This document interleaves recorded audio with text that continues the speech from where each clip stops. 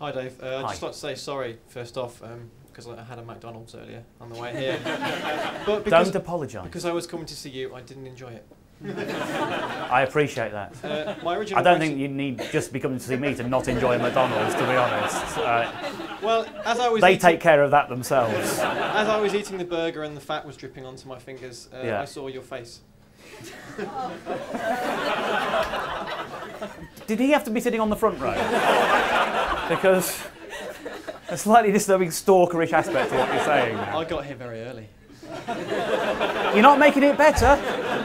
Anyway, my original question's already been asked, so I've had to kind of change it a little bit. That's okay. Throughout all the stuff that you've done so far, you've been to America quite a few times. Yes. In Google Whack, you kind of went there and hated it for a period, and you've gone back and now I assume you like it now after the... it was actually touring Google Whack that sort of grew, where I really disliked what I was going through. But it was to do with all sorts of other things as well. Yeah, so I mean, after the latest adventure, do you think you could ever see yourself kind of moving to or living in America permanently? I doubt it very much indeed. If I did, it would be New York or Seattle, which are cities I really, really love. Twice I've lived in New York for 3 months at a time. Yeah. Which feels long enough to feel like you sort of live there in a way. It's sort of beyond a holiday, 3 months. It's you know, and I've got friends there and things. Seattle is probably the most livable city I've experienced in America. I think it's a fantastic place. But I like where I live.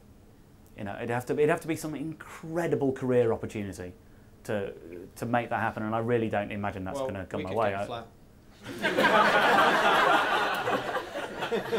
The one thing that's making me think I could live there is the fact that you live here.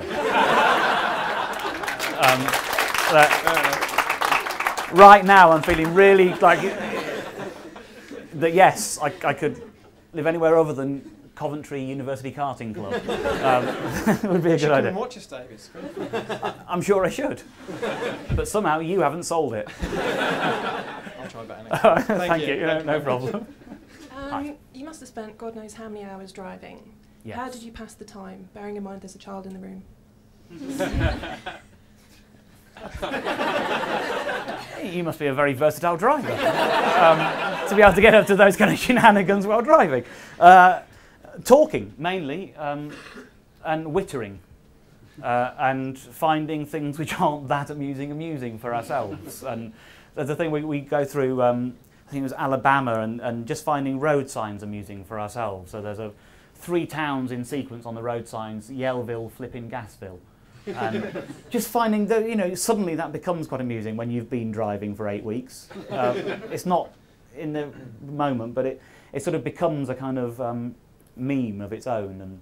And from that moment on, as we're driving around, one of us will go, "Are you happy?" "Yellville, flipping Gasville, I am." And it sort of became our language. And so you basically go a bit mad as you're driving around. Is how you do it. We drove through a town called Brilliant.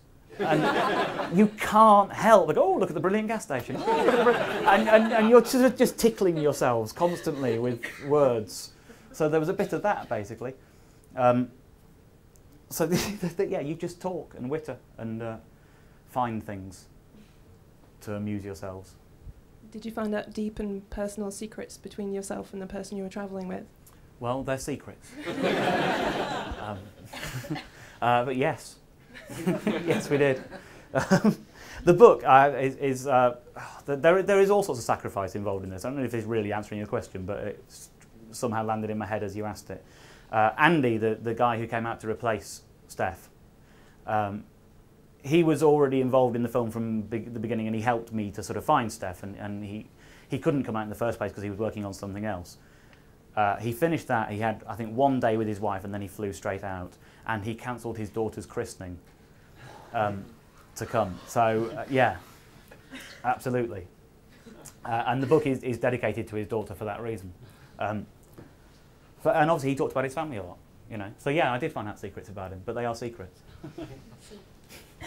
The healthy ones, you know, in case he watches this and what did I say? But they are.